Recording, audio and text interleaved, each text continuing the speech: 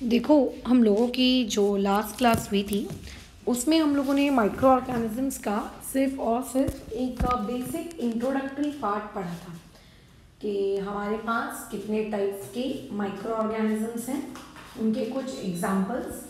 तो आज की क्लास में हम उस माइक्रो ऑर्गेनिज्म की हमारी गाड़ी को आगे कंटिन्यू करते हैं और थोड़ी और बातचीत कर लेते हैं माइक्रो ऑर्गेनिज्म से रिलेटेड। ठीक है, अगर तुम माइक्रो ऑर्गेनिज्म से रिलेटेड डिस्कशन करते हो तो सबसे पहला सवाल ये आता है हमारे दिमाग में, क्या माइक्रो ऑर्गेनिजम्स हमारे लिए यूज़फुल हैं कि माइक्रो ऑर्गेनिजम्स हमारे लिए हार्मफुल हैं। ठीक है, क्योंकि देखो होता कैसा है कि जब भी हम हमारे अलावा किसी भी चीज़ के बारे में बात करते हैं तो सबसे पहले हमें यही सोच में आती है हमारी बातचीत कि वो पर्टिकुलर चीज़ हमारे लिए फ़ायदा देगी हमें कि हमारे लिए नुकसानदायक होगी। तो इंग्लिश में देखो एक बहुत ही फेमस कहावत है, प्रोवर्ब है। ठीक है, every coin has two faces, मतलब हर सिक्के के दो पहलू होते हैं। डिपेंड कि आप उसको किस तरीके से देखना चाह रहे हो, या डिपेंड कि आप उस पर्टिकुलर चीज़ को किस तरीके से यूज़ कर रहे हो। अब जैसे मोबाइल आप सभी के लिए बहुत ज़्यादा यूज़फुल है ना, पढ़ाई उससे बहुत अच्छी हो सकती है। पहले हमको बहुत सारी चीज़ों के लिए बहुत दूर ट्रैवल करना पड़ता था, अभी हम घर बैठे अपने कंफर्ट में कर सकते हैं। बट कई लोगों के लिए ये हार्मफुल भी है, जो लोग इसमें पढ़ाई या फिर अच्छे कामों के अलावा इसको गंदे पर्पस के लिए यूज़ कर रहे हैं, right, for the mobile gamings, time pass, social media, है ना, in the age of study, उनके लिए बेकार भी है। So you cannot call mobile और द टेक्नोलॉजी, ठीक है, कि ये बैड थिंग है। वो डिपेंड करता है कि आप उसको यूज़ कैसे कर रहे हो, उसके हिसाब से वो आपके लिए यूज़फुल भी हो सकता है या फिर आपके लिए बेकार भी हो सकता है। तो माइक्रो ऑर्गेनिजम्स की अगर तुम बात करोगे तो माइक्रो ऑर्गेनिज्म जो होते हैं ये आप लोगों के लिए यूज़फुल भी हो सकते हैं कि हाँ यार, ये माइक्रो ऑर्गेनिज्म तो मेरे इस काम आ रहा है, इस माइक्रो ऑर्गेनिज्म से मुझे ये फ़ायदा हो रहा है, उससे ये हो रहा है। या फिर अगर आप इनका उपयोग सही तरीके से ना करो, गलत तरीके से करो, तो यही माइक्रो ऑर्गेनिजम्स आपके लिए हार्मफुल भी हो सकते हैं। तो ऐसा कहना गलत है कि माइक्रो ऑर्गेनिजम्स तो हमेशा हार्मफुल होते हैं, ठीक है, या फिर ये भी कहना गलत है कि माइक्रो ऑर्गेनिजम्स हमेशा हमारे लिए यूज़फुल होते हैं। डिपेंड कि आप उन्हें किस तरीके से यूज़ कर रहे हो, डिपेंड कि आप कौन सा वाला यूज़ कर रहे हो, ये इस पे भी चीज़ें मायने रखती हैं। अब जैसे बात करो मशरूम की, तो मशरूम को लोग खाते हैं, बट क्या सारी की सारी मशरूम्स जितनी भी उगती हैं, क्या सारी मशरूम्स एडिबल होती हैं? क्या नहीं, सारी मशरूम्स एडिबल नहीं होती हैं। उनमें से कुछ मशरूम तो भैया हमारे लिए जहर होती है। अगर तुम उन मशरूम को खा लोगे तो ऊपर पहुंच जाओगे, या फिर तुम्हें फूड पॉइजनिंग हो जाएगी, कुछ भी इस तरीके का। तो हर चीज़ आपके लिए अच्छी नहीं होती। तो अब हम लोगों को देखना है कि किस तरीके से कुछ सर्टेन माइक्रो ऑर्गेनिजम्स हम लोगों के लिए यूज़फुल हैं। ठीक है, तो हमारे आजू बाजू जितने भी माइक्रो ऑर्गेनिजम्स हैं, अब हम उनकी क्या करने वाले, अच्छी अच्छी बातों को आज की क्लास में पढ़ेंगे। ठीक है, तो मैडम क्या इनकी बुरी बातें नहीं होती? नहीं, इनकी कुछ बुरी बातें भी होती हैं, बट उसकी पढ़ाई आपको आगे करनी है। आगे आगे इन द सेंस, जब आप इस चैप्टर में 1 या 2 दिन आगे चले जाओगे तब आप उस चैप्टर में इनकी बातचीत करोगे कि हाँ मैडम ये देखो यूज़फुल होता है, देखो मैडम ये यूज़फुल नहीं होता है, क्यों नहीं होता है। बट राइट नाउ हमें सिर्फ एक ही पॉइंट पे डिस्कशन करना है, और वो एक ही पॉइंट ऑफ डिस्कशन जो है हम लोगों का, बोलो क्या है, वो हमारा डिस्कशन ये है कि किस तरीके से माइक्रो ऑर्गेनिजम्स हम लोगों के लिए हेल्पफुल होते हैं, हमारे लिए वो हमारे फ्रेंड्स हैं, ना कि हमारे दुश्मन। तो देखो अलग अलग फील्ड्स हैं, अलग अलग फील्ड्स में अलग अलग माइक्रो ऑर्गेनिजम्स की अलग अलग यूटिलिटी है। ठीक है, ऐसा नहीं है कि कोई एक माइक्रो ऑर्गेनिज्म हर फील्ड में काम कर रहा है। हर माइक्रो ऑर्गेनिज्म की अलग अलग फील्ड में अलग अलग तरीके से यूटिलिटी है। जैसे आप जो ये कुकिंग इंडस्ट्री होती है, ठीक है, कुकिंग इंडस्ट्री यानी कि फूड इंडस्ट्री, बेसिकली मैं ये कहूँ फूड इंडस्ट्री में भी माइक्रो ऑर्गेनिजम्स बहुत इम्पॉर्टेंट रोल प्ले करते हैं। अगर हम बात करें आपकी मेडिसिनल इंडस्ट्री की, मेडिसिनल इंडस्ट्री का मतलब हेल्थ इंडस्ट्री की, तो हेल्थ इंडस्ट्री में भी माइक्रो ऑर्गेनिजम्स बहुत इम्पॉर्टेंट रोल प्ले करते हैं, ठीक है। मतलब ये जो माइक्रो ऑर्गेनिजम्स हैं इनको आप यूज़ कर सकते हो किसी दवाई में, ठीक है, आप इन्हें यूज़ कर सकते हो किसी ऐसे पर्पस के लिए, ठीक है, जहाँ पे आपकी बॉडी को इनको खाने से बेनिफिट हो रहा है। एग्जैक्टली तुमने सही सुना, इनको खाने से हमारी बॉडी को बेनिफिट हो रहा है, इनको खाने से हमारी बॉडी को बेनिफिट हो रहा है, आप वहाँ पे भी इनको यूज़ कर सकते हो।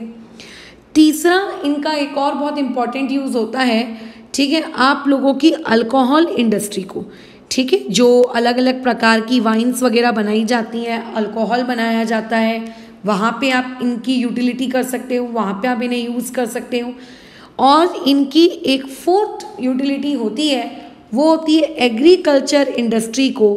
एग्रीकल्चर में भी इस पर्टिकुलर माइक्रो ऑर्गेनिज्म को हम यूज़ कर सकते हैं।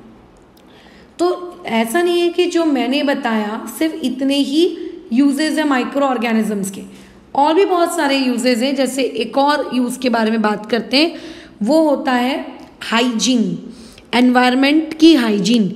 जिस एनवायरनमेंट में आप रह रहे हो उस एनवायरनमेंट को साफ सुथरा बनाने में ये लोग क्या करते हैं, मदद करते हैं। खैर, एक एक करके इन एडवांटेजेस को पढ़ना शुरू करते हैं कि किस तरीके से कौन सा वाला माइक्रो ऑर्गेनिज्म आपके लिए किस वे में यूज़फुल है।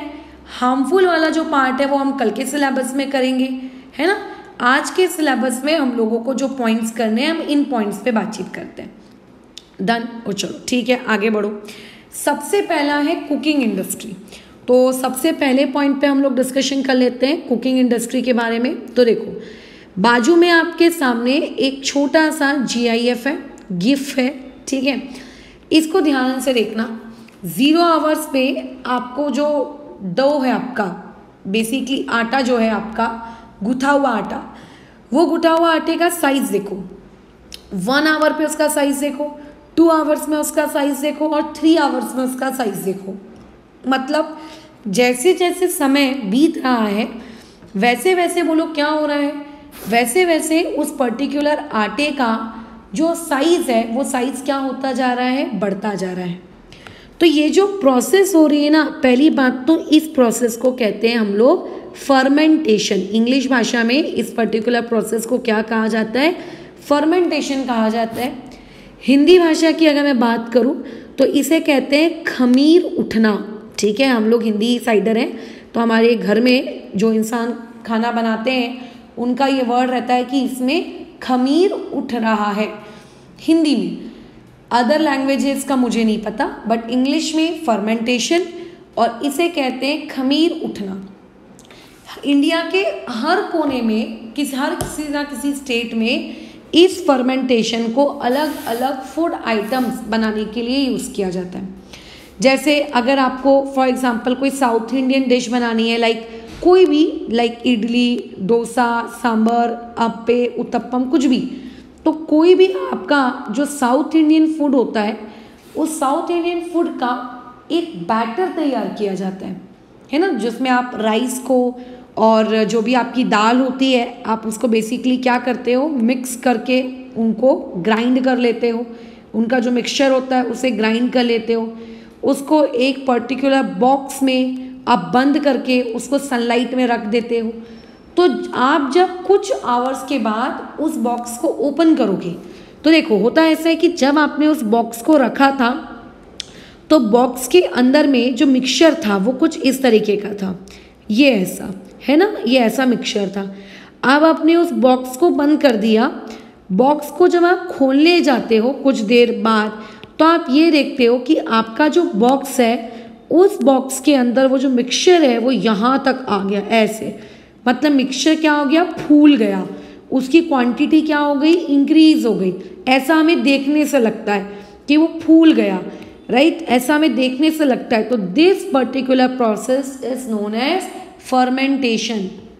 अगर आप लेट से नॉर्थ इंडिया में हो जहाँ पे छोले भटूरे वगैरह बहुत खाए जाते हैं, तो वहाँ पे उन लोगों को जब भटूरे बनाने होते हैं, उस भटूरे के लिए वो मैदे का आटा गूंथ कर रखते हैं, ये बेसिकली वही है, ठीक है।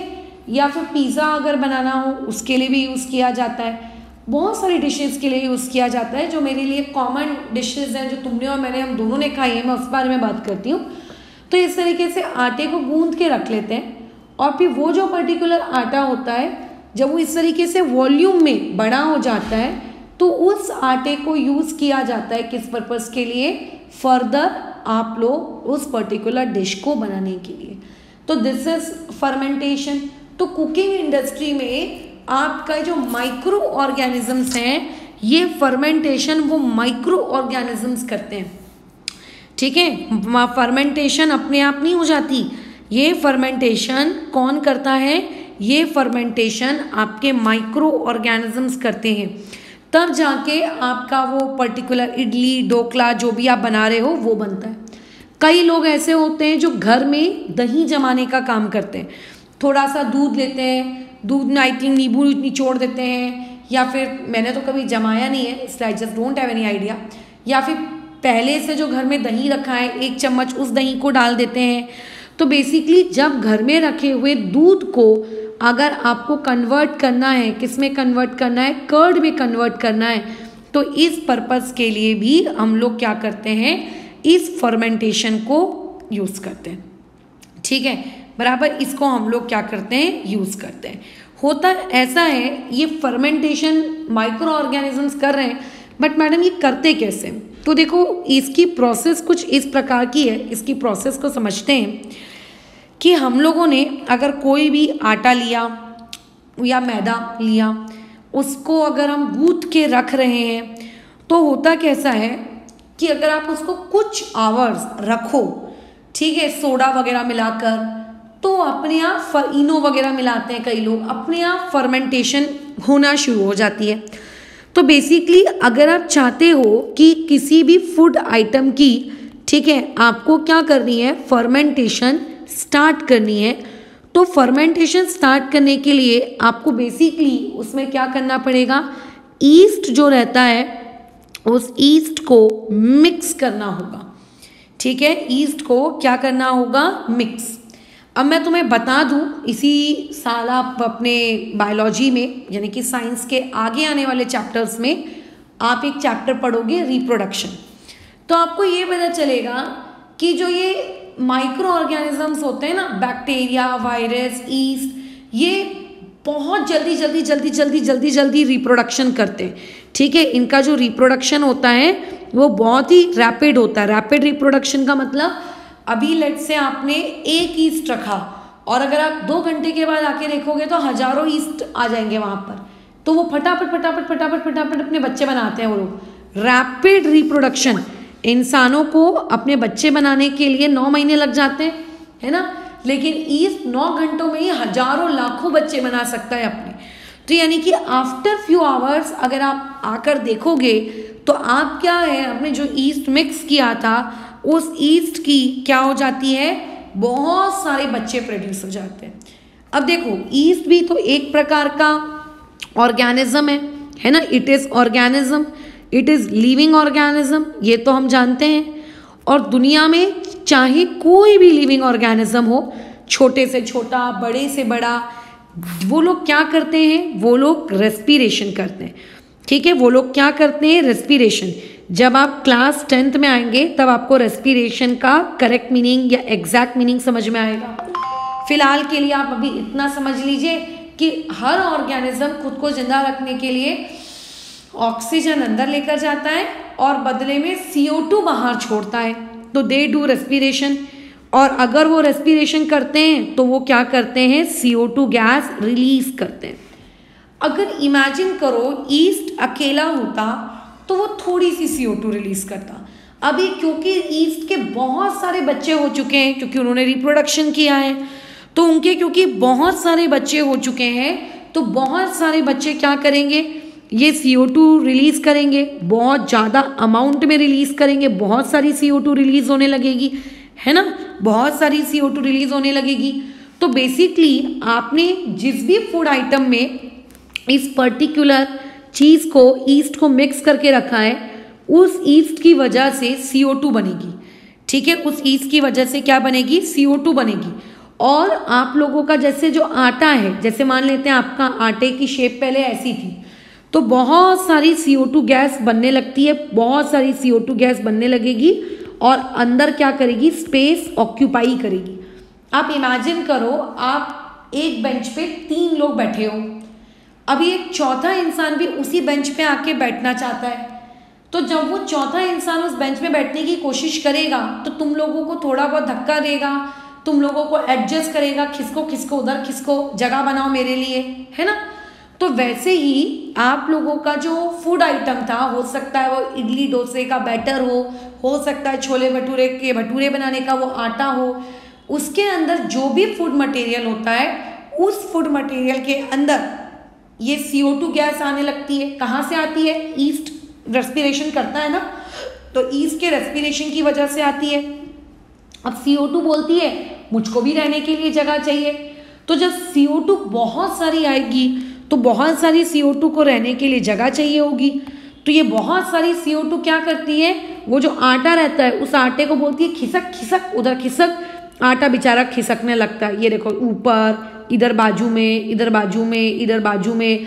और इस तरीके से कुछ देर बाद अगर आप आकर ऑब्जर्व करते हो तो आप ये देखते हो कि आटे का साइज बढ़ गया, उसका वॉल्यूम इंक्रीज हो गया। ठीक है, जो आटे का पहले ही जितना वॉल्यूम था, लेट्स से इसका पहले ही वॉल्यूम V1 था, अब इसका वॉल्यूम V2 है, तो यानी कि V2 ग्रेटर देन V1 हो जाता है और हम लोग कहते हैं कि वॉल्यूम क्या हो चुका है, इंक्रीज हो गया है। लेकिन क्या वॉल्यूम क्यों इंक्रीज हुआ, क्योंकि उसके अंदर अभी गैस भर गई, उसके अंदर क्या भर गई, गैस भर गई। ऐसा नहीं होता है कि 1 किलो आटा 2 किलो आटे के बराबर हो जाएगा, ठीक है, ऐसा होने लगा तो फिर तो भाई गजब ही है। वो आटे का साइज हमको बढ़ा हुआ दिखता है इसीलिए क्योंकि उसके अंदर गैस भर जाती है, गैस स्पेस ऑक्यूपाई कर लेती है। जैसे अगर बलून होता है, बलून के अंदर अगर आप फूंक मारते हो तो बलून का साइज बढ़ जाता है ना, क्यों बढ़ जाता है, क्योंकि उसके अंदर हवा यानी कि गैस ने स्पेस ऑक्यूपाई कर ली और बलून को उसने फुला दिया। तो सेम यहाँ पे भी वैसे ही होता है, उस फूड मटेरियल के अंदर जिसमें आपने ईस्ट मिक्स किया है, उसके मिक्स करने की वजह से ईस्ट बहुत सारा रिप्रोडक्शन करने लगा, बहुत सारे रिप्रोडक्शन की वजह से बहुत सारे बच्चे हुए, बहुत सारे बच्चों ने बहुत सारी CO2 रिलीज की, बहुत सारी CO2 क्या हुई, अपने आप को स्पेस देने के चक्कर में उन्होंने ड को या जो भी फूड मटेरियल है उसको पुश किया और फूड मटेरियल बलून के जैसे पुश हो गया। और इसी पुश होने को, इसी वॉल्यूम के इंक्रीज होने को हम लोग साइंस की भाषा में कहते हैं फर्मेंटेशन। ठीक है, इसी वॉल्यूम के इंक्रीज होने को साइंस की भाषा में हम लोग क्या कहते हैं, फर्मेंटेशन कहते हैं कि मेरा फूड मटेरियल क्या हो चुका है, फर्मेंट हो चुका है। और ऐसे फर्मेंटेड फूड मटेरियल से अगर आप केक्स बनाते हो, ठीक है, ऐसे फर्मेंटेड फूड मटेरियल से अगर आप केक्स बनाते हो, अगर आप पेस्ट्रीज बनाते हो, आप इडली बनाते हो, आप ढोकला बनाते हो, ठीक है, तो ये इस CO2 की वजह से ये बहुत सारे फूड मटेरियल्स कैसे होते हैं, बहुत ही स्पॉन्जी होते हैं। ठीक है, आपको स्पॉन्जी स्पॉन्जी लगते हैं खाने में, क्योंकि जैसे ही आप इनको प्रेस करते हो इनके अंदर की जो हवा होती है, हवा क्या हो जाती है, दब जाती है और इसीलिए हमको ये ऐसा लगता है स्पॉन्जी स्पॉन्जी लगना है खाने में।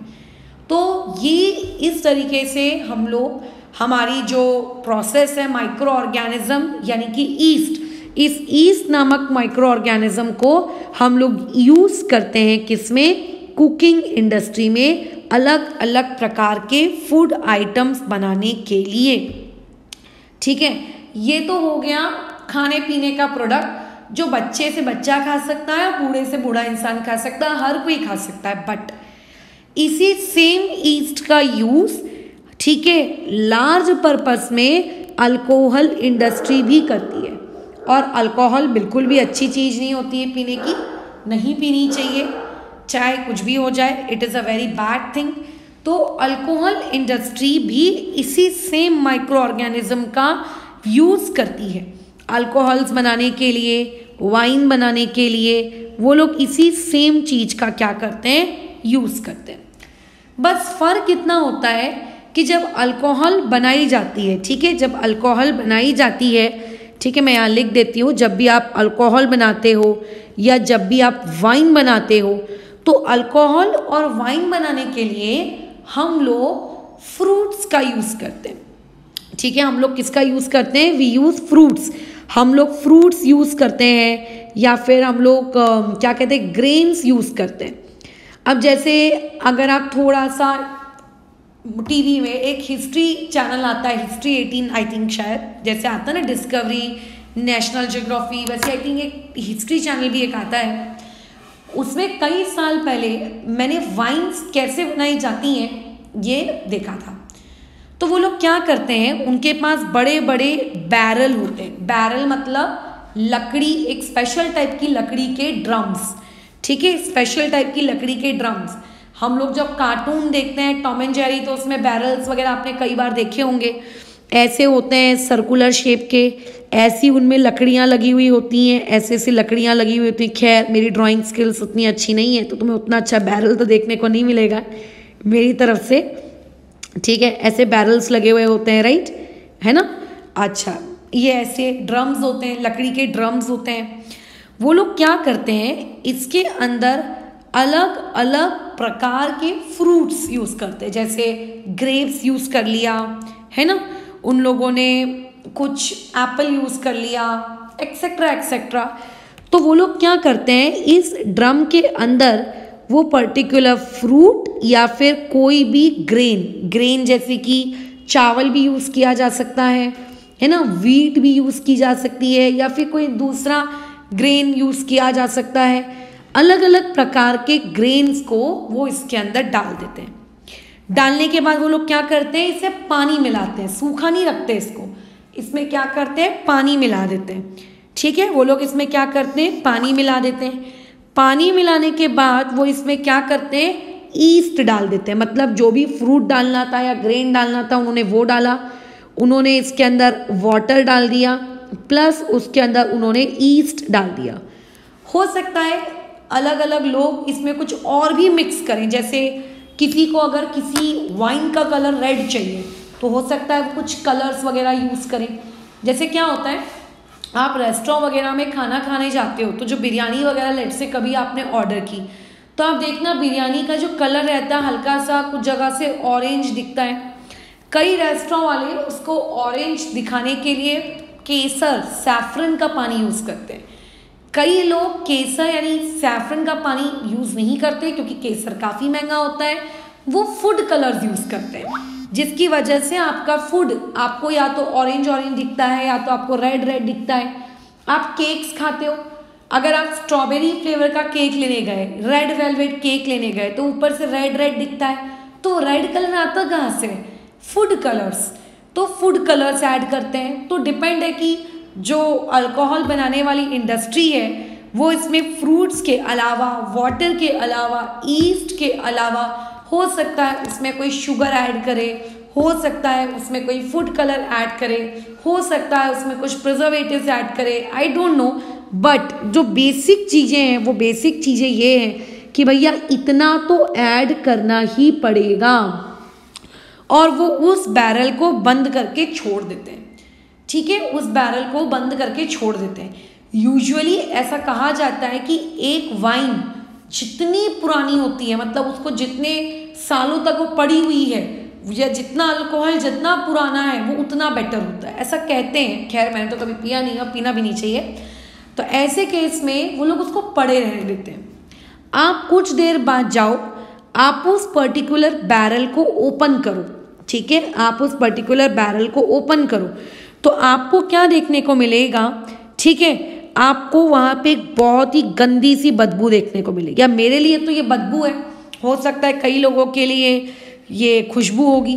तो होता ये है कि आपने वहाँ पर जो भी फ्रूट्स डाले थे, जो भी आपने वाटर डाली थी, है ना, अच्छा देखो, जो भी फ्रूट्स या हम लोग व्हीट या बार्ली हम लोग जो यूज करते हैं, इनके अंदर नेचुरली भगवान के द्वारा इनके अंदर पहले से क्या मौजूद होती है, शुगर मौजूद होती है। तो उन फ्रूट्स के अंदर जो नेचुरल शुगर थी, इसको मैं शॉर्ट फॉर्म में NS लिख रही हूँ, ईस्ट ने उस नेचुरल शुगर के साथ क्या की, रिएक्शन की, और ईस्ट और नेचुरल शुगर के बीच में रिएक्शन हुई, और वहाँ पे ईस्ट ने क्या कर दिया, बताओ क्या किया, उन लोगों ने उस नेचुरल शुगर को कन्वर्ट कर दिया, अल्कोहल में कन्वर्ट कर दिया। ठीक है, उसने उसको किस में कन्वर्ट कर दिया, अल्कोहल में। तो जब भी कभी भी ईस्ट नेचुरल शुगर को, और नेचुरल शुगर हर ग्रेन के अंदर होती है, हर फ्रूट्स के अंदर होती है, हर लीव्स के अंदर होती है, हर रूट्स के अंदर होती है, किसी के अंदर ज़्यादा होती है, किसी के अंदर कम होती है। जिसके अंदर ज़्यादा होती है वो आपको बहुत मीठा लगता है, जिसके अंदर कम होती है आपको फील ही नहीं होता है भैया कि कम है की है। तो ऐसे में नेचुरल शुगर से जब भी ईस्ट का रिएक्शन होता है तो वो उसे कन्वर्ट कर देता है अल्कोहल में, और हम कहते हैं कि लो भाई फर्मेंटेशन हो गया, और इस फर्मेंटेशन से क्या प्रोड्यूस हुआ, अल्कोहल प्रोड्यूस हुआ। ठीक है, इस फर्मेंटेशन से क्या प्रोड्यूस हुआ, अल्कोहल। फिर इसी अल्कोहल को पैक करके मार्केट में बोलो क्या किया जाता है, बेचा जाता है, कि चलो चलो अल्कोहल बेच रहे हैं फिर लोग ऐसे। ठीक है, तो ये प्रोसेस होती है आपकी इंडस्ट्रीज में। एक कुकिंग इंडस्ट्री यूज़ करती है, और दूसरा इसको अल्कोहल या वाइन बनाने वाली इंडस्ट्री भी यूज़ करती है। तो अभी कई लोगों को लगेगा कि अरे ये तो गंदा पर्पस हुआ ना मैडम, हार्मफुल हुआ ना। देखो हार्मफुल तो है अल्कोहल और वाइन, इन सब चीज़ों को पीना नहीं चाहिए। चाहे अब कई लोग कहते हैं कि नहीं नहीं वाइन तो एक अच्छी चीज़ होती है, एक दवाई के जैसी है, पी सकते हो, बट मेरे हिसाब से तो नहीं करना चाहिए, मेरे हिसाब से तो बेकार चीज़ है। तो ये हार्मफुल इन्हें इसीलिए नहीं बोल रहे क्योंकि इनको पीने के बाद आप मर नहीं रहे हो, है ना। थोड़ा सा हो सकता है नशा आ जाए, या हो सकता है थोड़ा सा आपका कुछ अलग स्टेट ऑफ माइंड में आप पहुंच जाओ, बट आप मर तो नहीं रहे ना, ये पॉइजन तो नहीं है ना कि आपकी इंस्टेंट डेथ हो रही है, ऐसा तो नहीं हो रहा ना। इसीलिए इसको हार्मफुल नहीं कहा जाता, कि ये ह्यूमन कंजम्पशन के लिए फिट है। ठीक है, ये क्या है, ह्यूमन कंजम्पशन के लिए बोलो कैसी है, फिट है। ठीक है, चलो नेक्स्ट इसके यूजेस की तरफ आते हैं। तो नेक्स्ट यूजेस की तरफ अगर हम आते हैं तो तीसरा इसका यूज जो कि बहुत अच्छा है वो होता है एनवायरनमेंट की हाइजीन बना के रखना। जिस एनवायरनमेंट में तुम रहते हो उस पर्टिकुलर एनवायरनमेंट को साफ सुथरा रखना, ये भी माइक्रो ऑर्गेनिजम्स का बहुत इम्पॉर्टेंट यूज होता है। देखो जैसे सुबह सुबह जब वो गाड़ी आती है कचरा वाला आया वाली, उनके पास कंपार्टमेंट्स बने होते हैं, सूखा कचरा, गीला कचरा, है ना। यानी कि जो ड्राई वेस्ट है लाइक चिप्स का पैकेट, दूध का पैकेट, बिस्किट का पैकेट, किसी भी प्रकार का वेस्ट जो ड्राई है, प्लास्टिक, उनको अलग कंपार्टमेंट में डाला जाता है। और जो किचन से निकलने वाला वेस्ट प्रोडक्ट है, गार्डन से निकलने वाला वेस्ट प्रोडक्ट है, जैसे सब्जी आप बना रहे हो, आपने आलू छीला, प्याज के छिलके, गोभी के डंठल, धनिया की डंडी, एक्सेट्रा एक्सेट्रा। लेट से तुमने कुछ खाना खाया, टिफिन में कुछ खाना बच गया, है ना, थोड़े बहुत दाने चावल के बच गए, जो थोड़ा बहुत जो ज़मीन पे गिर गया, जैसे पत्तियाँ, पेड़ों की डंडियाँ, राइट, इस तरीके के जो आपके वेट वेस्ट होता है, ठीक है, किसी भी प्रकार का कोई भी वेस्ट प्रोडक्ट जो फ्रूट से आता है, जो वेजिटेबल्स से आता है, जो प्लांट्स से आता है ना, इस तरीके के वेस्ट क्या नाम है, वेस्ट प्रोडक्ट को कचरे वाला अलग से कलेक्ट करता है और क्या करता है, इनको जाके एक गड्ढे में डाल देता है। इस सारे के सारे, ठीक है, इसको कहाँ डाल देता है, जाके गड्ढे में डाल देता है। क्यों मैडम, क्यों डालता है गड्ढे में, पढ़ते हैं अपन। और फिर बाद में उस गड्ढे को ऊपर से वो लोग क्या कर देता है, कवर कर देता है, और इसको कुछ दिनों तक या इसको कुछ महीनों तक इसे पड़े रहने देता है। तो देखो होता कैसा है कि जब हम इसको कवर कर देते हैं गड्ढे के अंदर, तो यही फ्रूट्स और इन्हीं वेजिटेबल्स पर गड्ढे के अंदर अटैक करने के लिए आते हैं माइक्रो ऑर्गेनिजम्स। ठीक है, यहाँ पे अटैक होता है। कौन अटैक करते हैं? Micro organisms. और बेसिकली माइक्रो ऑर्गेनिजम्स जब इन पर अटैक करते हैं तो कुछ दिनों बाद इनको अटैक करके इसी कचड़े को, इसी गीले कचड़े को वो कन्वर्ट कर देते हैं किसमें? मैन्योर में। वो किस में कन्वर्ट कर देते हैं? मैन्योर में, जिसको आपने ऑलरेडी फर्स्ट चैप्टर में पढ़ के रखा है, खाद। अब मेरी हिंदी थोड़ी पुअर हो सकती है, काफ़ी सालों से मैंने हिंदी नहीं लिखी है, ठीक है। तो ऐसे में यही फ्रूट्स एंड वेजिटेबल्स या ये वेट आपका जो है क्या कहते हैं, वेस्ट, ये कन्वर्ट हो जाता है मैन्योर में। और फिर अगर ये मैन्योर में कन्वर्ट हो चुका है तो आप इसको यूज़ कर सकते हो, प्लांट को दे सकते हो, फील्ड में दे सकते हो, आप इसे बेच सकते हो, ठीक है, अगर ज़्यादा क्वांटिटी में प्रोड्यूस हो रहा है तो, ताकि क्या हो जाए, इससे आपके प्लांट की ग्रोथ एक अच्छी हो। बराबर है इसमें, ताकि प्लांट की ग्रोथ कैसी हो? अच्छी हो। तो ये जो माइक्रोब्स होते हैं, ठीक है, ये जो माइक्रोब्स होते हैं, ये जो वेस्ट प्रोडक्ट था किचन से जनरेट होने वाला, गार्डन से जनरेट होने वाला, इस माइक्रोब्स ने इसको किस में कन्वर्ट कर दिया? इसे कन्वर्ट कर दिया किसमें? मैन्योर में। और इसी मैन्योर को फिर हम लोग वापस से किसको दे देते हैं? प्लांट को दे देते हैं। तो तुमको नहीं लगता कि हमने जो चीज़ प्लांट से ली थी, हमने क्या किया था? प्लांट के फ्रूट्स को तोड़ा और उसे खा लिया, उसके छिलके को हमने मैन्योर में कन्वर्ट किया, फिर उसी मैन्योर को हमने वापस से प्लांट को दे दिया, प्लांट की मिट्टी को दे दिया।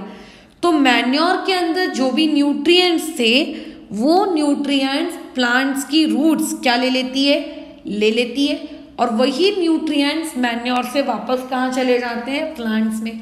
प्लांट्स से वापस से फ्रूट में, फ्रूट से वापस से तुम उन्हें खा लेते हो, फिर से नए छिलके जनरेट करते हो, फिर से वो छिलके से मैन्योर बनाते हो, छिलके का न्यूट्रिएंट मैन्योर में आ जाता है, मैन्योर को मिट्टी में मिक्स करते हो, मैन्योर का न्यूट्रिएंट मिट्टी में चला जाता है, मिट्टी को मिक्स करते हो आप प्लांट्स की रूट्स पे, प्लांट्स की रूट्स में चला जाता है, रूट से वापस से फ्रूट में।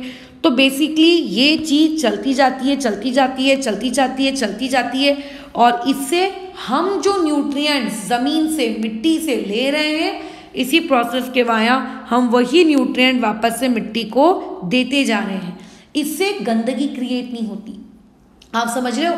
अगर आपने इस तरीके से खुले में सब्जी का छिलका, फ्रूट्स का छिलका तो फेंक दिया, तो आप देखना उससे मक्खियाँ भिन आने लगती हैं, कीड़े उसके ऊपर आजू बाजू आपको देखने मिलते हैं, छोटे छोटे मच्छर।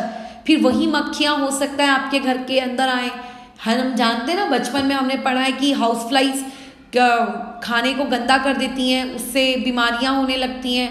तो अगर आप इनसे मैन्योर तैयार नहीं करोगे और इस तरीके से आप क्या करोगे, इसको जाकर फेंक दोगे ऐसी खुले में, ठीक है, तो उस खुले में फेंक देने से उसके ऊपर मक्खियाँ भिन आएंगी।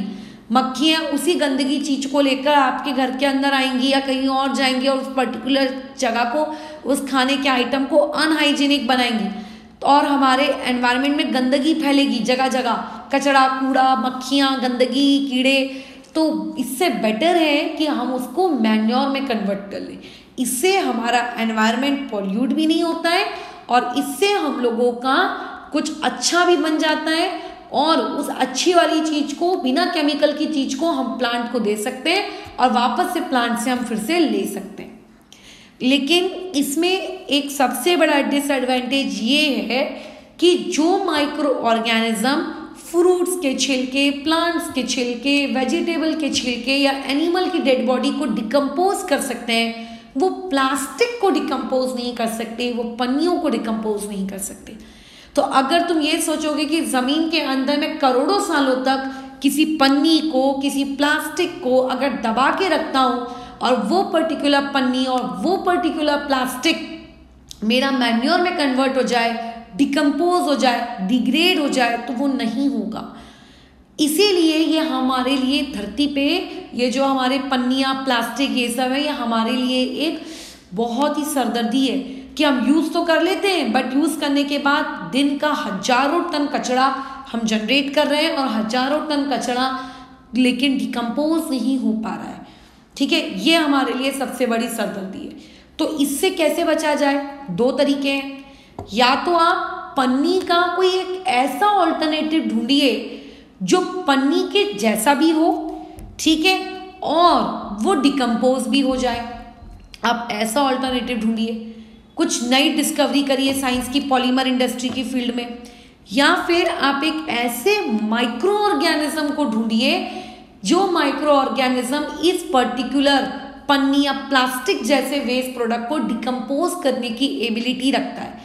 क्योंकि अगर वो माइक्रो ऑर्गेनिज्म उस पन्नी को डिकम्पोज कर देगा तो हमारी धरती पे वेस्ट नहीं बनेगा, फिर वेस्ट या फिर कम हो जाएगा।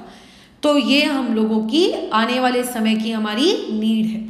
ठीक है, खैर मैन्योर ऐसा नहीं है कि जो कचड़े वाला लेकर जाता है वो मैन्योर उससे जनरेट करता है, ऐसा नहीं है। अगर आप अपने घर के कचड़े से खुद मैन्योर जनरेट करना चाहते हो, ठीक है, तो आप भी कर सकते हो। थोड़ा यूट्यूब वीडियोस देखना, how to create manure at home, तो आपको पता चलेगा कि अच्छा घर में एक ड्रम की मदद से किस तरीके से मैन्योर इस्तेमाल मतलब बनाया जा सकता है। फिर उसी मैन्योर को अपने घर के किचन में यूज़ किया जा सकता है। ठीक है, तो टोटल हमने 3 पॉइंट्स डिस्कशन कर लिए माइक्रो ऑर्गेनिज्म के। पहला कुकिंग इंडस्ट्री में, दूसरा अल्कोहल इंडस्ट्री में, और तीसरा एनवायरमेंटल हाइजीन कि किस तरीके से हमारे एनवायरमेंट को वो साफ रखने में हमारी मदद करता है। चौथा इसका एप्लीकेशन हम पढ़ते हैं, वो होता है एग्रीकल्चर इंडस्ट्री। देखो इसी चैप्टर की एंडिंग में तुम नाइट्रोजन साइकिल नामक एक टॉपिक है वो तुम पढ़ोगे। मैं समझाऊंगी नाइट्रोजन साइकिल क्या होती है, बट फिलहाल अभी हमको ये पढ़ना है कि किस तरीके से एग्रीकल्चर इंडस्ट्री में आप माइक्रो ऑर्गेनिजम्स को क्या करते हो, आप यूज़ करते हो। ठीक है, तो देखो होता कैसा है कि आप लोगों की सॉइल है, मान के चलिए ये आप लोगों की सॉइल है।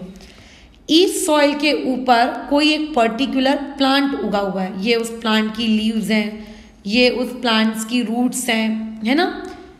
एक मिनट, हाँ, ये उस पर्टिकुलर प्लांट्स की रूट्स हैं। ठीक है, अच्छा अब होता कैसा है, इस प्लांट्स की रूट्स के पास छोटे छोटे आपको ऐसे नोड्यूल्स देखने को मिलते हैं। हर प्लांट्स में नहीं होते, कुछ प्लांट्स में होता है, जैसे चने के प्लांट में होगा, ठीक है, अगर आप तूरी का प्लांट लगाओगे उसमें होगा, छोटे छोटे ये नोड्यूल्स होते हैं। अब अगर इन नोड्यूल्स के आजू बाजू मान लेते हैं कोई बैक्टीरिया है, मान लेते हैं इनके आजू बाजू बैक्टीरिया मौजूद है, तो ये नोड्यूल्स क्या करते हैं, इन बैक्टीरिया से हेल्प मांगते हैं। क्या है, हमारे एटमॉस्फेयर में नाइट्रोजन गैस है सबसे ज़्यादा अमाउंट में, ये तो आप जानते हो 78% हमारा एनवायरनमेंट नाइट्रोजन गैस से बना हुआ है। तो ये जो नाइट्रोजन गैस है ये तो हवा में है, इस नाइट्रोजन गैस को मैं लाना चाहती हूँ मिट्टी में, सॉइल में। ये नाइट्रोजन गैस को हम सॉइल में लेकर आना चाहते हैं। ठीक है, मतलब एटमॉस्फेयर में हम लोगों के पास जो नाइट्रोजन गैस है, इस नाइट्रोजन गैस को एटमॉस्फेयर से उठाकर हम सॉइल में लाना चाहते हैं, और इस पर्टिकुलर प्रोसेस को हम लोग कहते हैं नाइट्रोजन फिक्सेशन। इसे क्या कहते हैं, इस पर्टिकुलर प्रोसेस को नाइट्रोजन फिक्सेशन। ठीक है, अब जब आप इस पर्टिकुलर गैस को एटमॉस्फेयर से उठा के सॉइल में लाना चाहते हो, इसे नाइट्रोजन फिक्सेशन कहते हैं। तो क्या मैम ये नाइट्रोजन एटमॉस्फेयर से, ये नाइट्रोजन क्या अपने आप सॉइल में आ जाएगा? बिल्कुल नहीं, ये अपने आप सॉइल में नहीं आएगा। इसको कौन लाएगा? तो सॉइल में कुछ बैक्टीरिया मौजूद होते हैं या फिर कोई अलगी मौजूद होती है। एक बहुत ही फेमस अलगी होती है ब्लू ग्रीन अलगी, जिसको हम लोग शॉर्ट फॉर्म में BGA भी कहते हैं। ये पर्टिकुलर ब्लू ग्रीन अलगी या फिर कोई दूसरे बैक्टीरिया इस पर्टिकुलर नोड्यूल्स के साथ मिलकर एटमॉस्फेयर के लिए, एटमॉस्फेयर से नाइट्रोजन गैस निकाल कर कहाँ पे लेकर आते हैं, सॉइल में लेकर आते हैं, और सॉइल की फर्टिलिटी इंक्रीज होती है। और अगर सॉइल अच्छी होगी, फर्टाइल होगी, तो आप उस सॉइल में जो क्रॉप उगा रहे हो आपका वो क्रॉप भी कैसा होगा, अच्छा होगा, है ना। तो इस तरीके से नाइट्रोजन को फिक्सेशन करने के लिए, ठीक है, हम लोगों को किसकी हेल्प लगती है, हम लोगों को हेल्प लगती है कुछ बैक्टीरियाज की, या फिर हम लोगों को हेल्प लगती है कुछ ब्लू ग्रीन अलगी जैसे लोगों की। और ये लोग इस तरीके से एग्रीकल्चर में सॉइल की फर्टिलिटी को इंक्रीज करने में हेल्प करते हैं। क्या करते हैं, सॉइल की जो फर्टिलिटी होती है उसको इंक्रीज करने में ये हम लोगों की हेल्प करती हैं। ये हो गया हम लोगों का एक और एप्लीकेशन। और एक बात याद रखना, हमारी हेल्प किसने की, हमारी हेल्प कुछ बैक्टीरियाज ने की और ब्लू ग्रीन अलगी ने की। तो इन बैक्टीरियाज को और इन ब्लू ग्रीन अलगी को कहा जाता है नाइट्रोजन फिक्सर्स, क्योंकि ये हमें नाइट्रोजन को सॉइल में लाने में हमारी क्या कर रहे हैं, हेल्प कर रहे हैं। तो ये हो गई चौथी एप्लीकेशन। अब मूव करते हैं पांचवी एप्लीकेशन की तरफ। दैट पांचवी एप्लीकेशन इज मेडिसिनल इंडस्ट्री। ठीक है, हेल्थ इंडस्ट्री। हेल्थ इंडस्ट्रीज में हम लोगों को बैक्टीरियाज की या किसी दूसरे माइक्रोब्स की हम लोगों को नीड होती है। मैडम कैसे नीड होती है उसको समझते हैं। देखो, जब कोई बच्चा छोटा होता है, लेट्स से मेरे पास ये छोटा सा एक बच्चा है, ये एक छोटा सा बच्चा है। खैर बचपन में टेडी बियर बनाने का ये एक तरीका होता था। ये एक छोटा सा बच्चा है, ये जस्ट अभी अभी पैदा हुआ है, या फिर कोई डॉग है या किसी दूसरे एनिमल का बच्चा है। आपने सुना होगा बचपन में इन बच्चों को एक सर्टेन एज ग्रुप तक वैक्सीन्स लगाई जाती है। खैर अभी हम सभी लोग कोविड की भी वैक्सीन लगा रहे हैं, मेरा तो 1 डोज हो चुका है, ठीक है, कोविड की हम लोग वैक्सीन्स लगा रहे हैं। लेकिन छोटे बच्चों को वैक्सीन्स लगाई जाती है। आपने सुना होगा विभिन्न प्रकार की वैक्सीन्स लगाई जाती है, जो भारत सरकार की तरफ से मुफ्त मुफ्त मुफ्त टीवी में, न्यूज़पेपर में एड्स आता है, बूथ्स लगते हैं। वो होती है पोलियो की vaccine, pulse polio program. Actually हुआ क्या ऐसा था, जब भारत आज़ाद हुआ था उस वक्त भारत के जो बच्चे थे 1947 में बहुत ज़्यादा कुपोषित थे, मतलब वो हेल्दी नहीं थे और उनके अंदर डिसीज से फाइट करने की उतनी ज़्यादा क्षमता भी नहीं थी, वो पोलियो ग्रसित थे। तो उस ज़माने से एक्चुअल में गवर्नमेंट ने एक प्रोग्राम शुरू किया, पल्स पोलियो प्रोग्राम, जिसके तहत हर शहर के, हर गांव के, हर चौराहे के बच्चे को पकड़ पकड़ के पोलियो की ड्रॉप्स पिलाई जाती थी, ताकि फ्यूचर में उसको पोलियो ना हो। ठीक है, इसके अलावा ऐसी और भी वैक्सीन्स हैं जो बच्चों को बचपन में लगाई जाती है। मुझे तो उतना खैर बच्चों की वैक्सीन का आइडिया नहीं है, बट हम लोग जानते हैं एक टिटनेस की भी एक वैक्सीन लगा देते हैं छोटे बच्चों को बचपन में ही, एक लगा देते हैं स्मॉल पॉक्स की वैक्सीन, ये भी एक प्रकार की वैक्सीन लगती है। तो ये वैक्सीन जो लगाई जाती है ये क्यों लगाते हैं, या फिर ये वैक्सीन करती क्या है? तो बेसिकली जब हम किसी भी बीमारी से बचने के लिए क्या करते हैं, वैक्सीन ठूसते हैं हमारी बॉडी के अंदर, है ना। जब हमारी बॉडी के अंदर हम वैक्सीन लगाते हैं, हम क्या बोलते हैं, वैक्सीन के लगाने के बाद आपको बीमारी नहीं होगी। जैसे हमारा क्या रहता है, पोलियो की ड्रॉप्स पी लो, पोलियो नहीं होगा, कोविड की वैक्सीन लगा लो, कोविड नहीं होगा। द पॉइंट इज कि वैक्सीन लगाने के बाद कोविड क्यों नहीं होगा। आखिर वैक्सीन, छोटू सी वैक्सीन, थोड़ी सी ml की वैक्सीन हमारी इतनी बड़ी बॉडी को कैसे प्रोटेक्ट करती है, बताओ कैसे प्रोटेक्ट करती है। तो एक्चुअली में क्या होता है, जब कोई वैक्सीन बनाई जाती है ना, बराबर, जब कोई वैक्सीन बनाई जाती है, फॉर एग्जाम्पल एक आप लोगों के पास एक डिसीज एक्स है, आपको इस एक्स डिसीज की वैक्सीन लगानी है। तो जो भी कंपनी इस डिसीज एक्स की वैक्सीन बना रही है, सबसे पहला पॉइंट वो सोचती है, ठीक है, सबसे पहला वो ये सोचती है कि इस डिसीज एक्स किस माइक्रोब की वजह से हो रही है, ठीक है, विच माइक्रोब कॉज इट। जैसे अलग अलग माइक्रोब्स की वजह से अलग अलग प्रकार की बीमारियां होती हैं, हमने लास्ट क्लास में पढ़ा है। वो कंपनी सोचती है कि किस माइक्रोब्स की वजह से ये बीमारी हुई। उसको पता चल गया, ओ इस माइक्रोब की वजह से होती है बीमारी। फिर वो क्या करती है, उस माइक्रोब का, डिसीज कॉजिंग माइक्रोब को वो लेकर आती है। तुम बोलोगे मैडम जिस पर्टिकुलर माइक्रोब से बीमारी होती है उस माइक्रोब को लेकर आ रही है वो कंपनी, बिल्कुल उसको वो लेकर आती है। अब लेकिन वो उसके या तो डेड माइक्रोब्स लेकर आती है, मरे हुए माइक्रोब्स, है ना, डेड माइक्रोब्स लेकर आती है उसके, या फिर एकदम कमजोर माइक्रोब्स लेकर आती है जो बीमार नहीं कर सकते।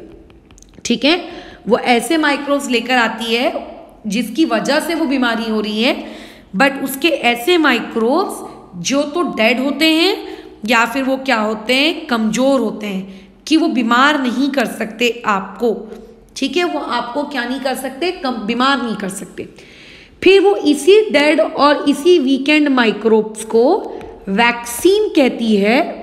ठीक है, और वैक्सीन कह के हमारी अच्छी खासी बॉडी के अंदर इस वैक्सीन को डाल देती है। तुम्हें लगेगा मैडम जिस बीमारी से बचने के लिए आप वैक्सीन लगा रहे थे आपने उसी के माइक्रोब्स अपनी बॉडी में डाल लिए। हाँ, ऐसा ही होता है। क्यों? लेकिन अभी वो जो आपने माइक्रोब्स डाले हैं वो डेड और वीकेंड है ना, वो डेड और वीकेंड है। तो जब ये वैक्सीन या फिर मैं कहूँ ये मरे हुए माइक्रोब्स जब बॉडी के अंदर जाते हैं तो बॉडी को डेंजर आता है। हमारी बॉडी का एक इम्यूनिटी सिस्टम होता है, आप 9th क्लास में पढ़ेंगे। ये हमारी इम्यूनिटी सिस्टम जो होती है हमारी बॉडी की, ये इम्यूनिटी सिस्टम को तुरंत साए साए साए साए सायरन बजने लगता है कि हमारी बॉडी के अंदर बीमारी वाले माइक्रोब्स आ गए, बीमारी वाले माइक्रोब्स आ गए। हमारी इम्यूनिटी सिस्टम क्या करती है, फटाफट बॉडी को ऑर्डर देती है कि एंटीबॉडीज प्रोड्यूस करो, एंटीबॉडीज प्रोड्यूस करो। ये एंटीबॉडीज किसी भी बीमारी से फाइट करने का काम करती है, सोल्जर्स होते हैं हमारी बॉडी के।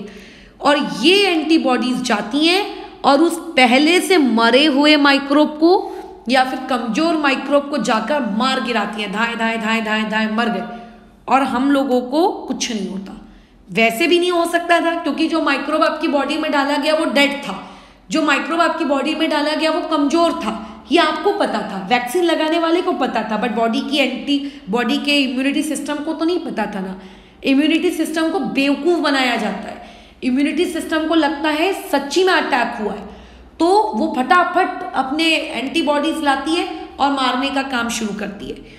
ठीक है, लेकिन ये बात अलग है कि वो माइक्रोब्स या तो पहले से ही मरे होते हैं या कमजोर होते हैं, तो एंटीबॉडीज उनको मार डालती है। और एंटीबॉडीज सोचती है अरे इस टाइप का माइक्रोब तो मैंने पहली बार देखा, आज तक तो मेरी बॉडी में इस टाइप का कोई माइक्रोब आया ही नहीं था। ओ, तो इस टाइप के माइक्रोब के साथ ऐसे लड़ना होता है। अच्छा ठीक है, मैं याद रखूंगी, अगली बार ऐसा करना होता है।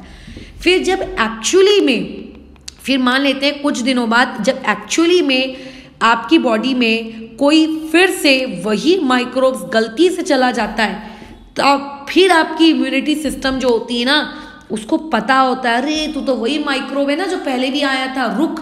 फिर वो इम्यूनिटी सिस्टम वापस से एंटीबॉडीज को ऑर्डर देती है और वो एंटीबॉडीज उन माइक्रोब्स को मार डालती है। अगर आप वैक्सीन नहीं लगाओगे तो तुम्हारी बॉडी, क्योंकि और अचानक से तुम्हारी बॉडी के अंदर खतरनाक वाला माइक्रोब आ गया, हेल्दी माइक्रोब आ गया, तो तुम्हारी बॉडी को पता ही नहीं है कि उससे लड़ना कैसे है।